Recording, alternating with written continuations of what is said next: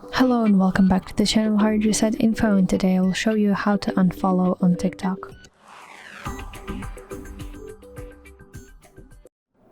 So open TikTok on your device and let's follow someone so that I could show you how to unfollow someone. So to unfollow, you should go to your profile and here find the following section right here. And you can open the profile of the person that you want to unfollow, and you should tap this man icon that looks like this, and now we see function unfollow, and now we see that we have unfollowed this user. So that's it. I hope you find this video helpful, and if so, please hit the like button and please subscribe to our channel. See you soon. Bye bye.